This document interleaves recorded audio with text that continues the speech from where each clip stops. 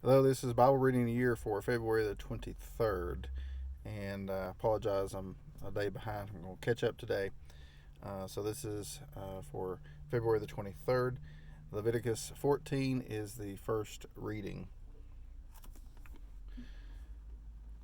Then the Lord spoke to Moses, saying, This shall be the law of the leper in the day of his cleansing. Now he shall be brought to the priest, and the priest shall go out to the outside of the camp. Thus the priest shall look, and if the infection of leprosy has been healed in the leper, then the priest shall give orders to take 2 live, clean birds, and cedar wood, and scarlet string, and hyssop for the one who is to be cleansed. The priest shall also give orders to slay the one bird in an earthenware vessel over running water. As for the live bird, he shall take it together with the cedar wood and the scarlet string and hyssop, and shall dip them and the live bird in the blood of the bird that was slain over the running water. He shall then sprinkle 7 times the one who is to be cleansed from the leprosy, and shall pronounce him clean, and shall let the live bird go free over the open field. The one to be cleansed shall then wash his clothes, and shave off all his hair, and bathe in water, and be clean. Now afterward he may enter the camp, but he shall stay outside his tent for 7 days. It will be on the 7th day that he shall shave off all of his hair. He shall shave his head and his beard and his eyebrows, even all of his hair. He shall then wash his clothes and bathe his body in water and be clean. Now on the 8th day he is to take 2 male lambs without defect, and a yearling ewe lamb without defect, and 3/10 of an ephah of fine flour mixed with oil for a grain offering, and 1 log of oil. And the priest who pronounces him clean shall present the man to be cleansed, and the aforesaid before the Lord at the doorway of the tent of meeting. Then the priest shall take the 1 male lamb and bring it for a guilt offering with the log of oil, and present them as a wave offering before the Lord. Next he shall slaughter the male lamb in the place where they slaughter the sin offering and burnt offering, at the place of the sanctuary for the guilt offering, like the sin offering belongs to the priest. It is most holy. The priest shall then take some of the blood of the guilt offering, and the priest shall put it on the lobe of the right ear of the one to be cleansed, and on the thumb of his right hand, on the big toe of his right foot. The priest shall also take some of the log of the oil and pour it into his left palm. The priest shall then dip his right hand finger into the oil that is in his left palm, and with his finger sprinkle some of the oil 7 times before the Lord. Of the remaining oil which is in his palm, the priest shall put some of the right ear lobe of the one to be cleansed, and on the thumb of his right hand, and on the big toe of his right foot, and on the blood of the guilt offering, while the rest of the oil that's in the priest's palm he shall put on the head of the one to be cleansed. So the priest shall make atonement on his behalf before the Lord. The priest shall next offer the sin offering, and make atonement for the one to be cleansed from his uncleanness. Then afterward he shall slaughter the burnt offering. The priest shall offer up the burnt offering and the grain offering on the altar. Thus the priest shall make atonement for him, and he will be clean. But if he is poor and his means are insufficient, then he is to take 1 male lamb for a guilt offering as a wave offering to make atonement for him, and 1/10 of an ephah of fine flour mixed with oil for a grain offering, and a log of oil, and 2 turtle doves of the 2 pigeons which are within his means. The one shall be a sin offering, and the other a burnt offering. Then the 8th day he shall bring them for his cleansing to the priest at the doorway of the tent of meeting before the Lord. The priest shall take the lamb of the guilt offering and the log of the oil, and the priest shall offer them for a wave offering before the Lord. Next he shall slaughter the lamb of the guilt offering, and the priest is to take some of the blood of the guilt offering and put it on the lobe of the right ear of the one to be cleansed, and on the thumb of his right hand, on the big toe of his right foot. The priest shall also pour some of the oil onto his left palm, and with his right hand finger the priest shall sprinkle some of the oil that is in his left palm 7 times before the Lord. The priest shall then put some of the oil that's on his palm on the lobe of his right ear of the one to be cleansed, and on the thumb of his right hand, on the big toe of his right foot, on the place of the blood of the guilt offering. Moreover, the rest of the oil that is to be in the priest's palm he shall put on the head of the one to be cleansed, to make atonement on his behalf before the Lord. He shall then offer 1 of the turtle doves or young pigeons which are within his means. He shall offer what he can afford, the one for a sin offering, and the other for a burnt offering, together with the grain offering. So the priest shall make atonement before the Lord on behalf of the one to be cleansed. This is the law for him in whom there is an infection of leprosy, whose means are limited for his cleansing. The Lord further spoke to Moses and to Aaron, saying, When you enter the land of Canaan, which I give you for a possession, and I put a mark of leprosy on a house in the land of your possession, then the one who owns the house shall come and tell the priest, saying, Something like a mark of leprosy has become visible to me in the house.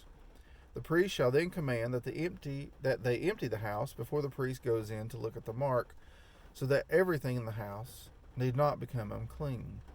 And afterward the priest shall go in to look at the house. So he shall look at the mark, and if the mark on the walls of the house has greenish or reddish depressions, and appears deeper than the surface, then the priest shall come out of the house to the doorway, and quarantine the house for 7 days. The priest shall return on the 7th day and make an inspection. If the mark has indeed spread in the walls of the house, then the priest shall order them to tear out the stones with the mark in them and throw them away at the unclean place outside the city. He shall have the house scraped all around inside, and they shall dump the plaster that they scrape off at an unclean place outside the city. Then they shall take other stones and replace those stones, and he shall take other plaster and replaster the house. If, however, the mark breaks out again in the house, after he has torn out the stones and scraped the house, and after it has been replastered, then the priest shall come in and make an inspection. If he sees that the mark has indeed spread in the house, it is a malignant mark in the house, it is unclean. He shall therefore tear down the house, its stones, and its timbers, and all the plaster of the house, and he shall take them outside the city to an unclean place. Moreover, whoever goes into the house during the time that he has quarantined it becomes unclean until evening. Likewise, whoever lies down in the house shall wash his clothes, and whoever eats in the house shall wash his clothes. If, on the other hand, the priest comes in and makes an inspection, and the mark has not indeed spread in the house after the house has been replastered, and the priest shall pronounce the house clean, because the mark has not reappeared. To cleanse the house, then, he shall take 2 birds, and cedar wood, and scarlet string, and hyssop, and he shall slaughter the one bird in an earthenware vessel over running water. Then he shall take the cedar wood, and the hyssop, and the scarlet string, and the live bird, and dip them in the blood of the slain bird, as well as in the running water, and sprinkle the house 7 times. He shall thus cleanse the house with the blood of the bird, and with the running water, along with the live bird, and with the cedar wood, and with the hyssop, and with the scarlet string. However, he shall let the live bird go free outside the city into the open field. So he shall make atonement for the house, and it will be clean. This is the law for any mark of leprosy, even for a scale, and for the leprous garment or house, and for a swelling, and for a scab, and for a bright spot, to teach when they are unclean and when they are clean. This is the law of leprosy. And then Mark 6.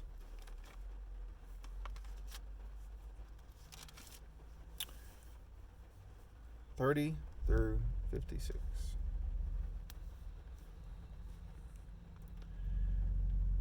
The apostles gathered together with Jesus, and they reported to him all that they had done and taught. And he said to them, Come away by yourselves to a secluded place and rest a while. For there were many people coming and going, they did not even have time to eat. They went away in the boat to a secluded place by themselves. The people saw them going, and many recognized them and ran there together on foot from all the cities, and got there ahead of them. When Jesus went ashore, he saw a large crowd, and he felt compassion for them, because they were like sheep without a shepherd. And he began to teach them many things. When it was already quite late, his disciples came to him and said, This place is desolate, and is already quite late. Send them away, so that they may go into the surrounding countryside and villages, and buy themselves something to eat. But he answered them, You give them something to eat. They said to him, Shall we go and spend 200 denarii on bread and give them something to eat? And he said to them, How many loaves do you have? Go look. And when they found out, they said, 5 and 2 fish. And he commanded them all to sit down by groups on the green grass. They sat down in groups of hundreds and of 50s. And he took the 5 loaves and the 2 fish, and looking up towards heaven, he blessed the food and broke the loaves, and he kept giving them to the disciples to set before them. And he divided up the 2 fish among them all. They all ate and were satisfied, and they picked up 12 full baskets of the broken pieces, and also of the fish. There were 5,000 men who ate the loaves.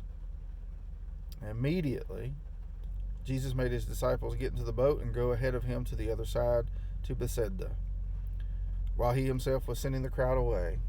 After bidding them farewell, he left for the mountain to pray. When it was evening, the boat was in the middle of the sea, and he was alone on the land.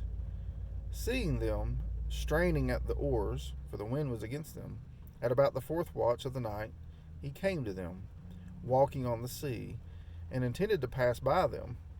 But when they saw him walking on the sea, they supposed that it was a ghost, and cried out, for they all saw him and were terrified.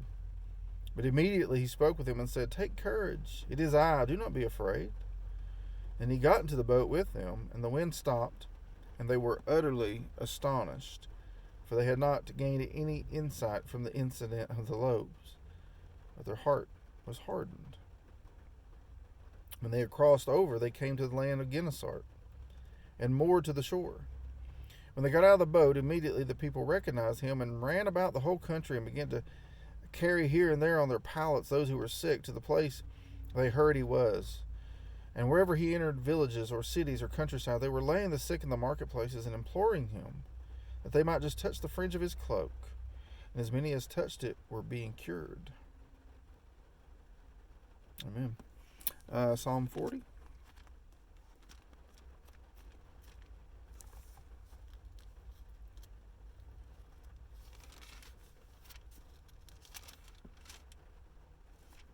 Psalm 40. 10 verses. I waited patiently for the Lord, and he inclined to me and heard my cry. He brought me up out of the pit of destruction, out of the miry clay, and he set my feet upon a rock, making my footsteps firm. And he put a new song in my mouth, a song of praise to our God. Many will see and fear, and I will trust in the Lord.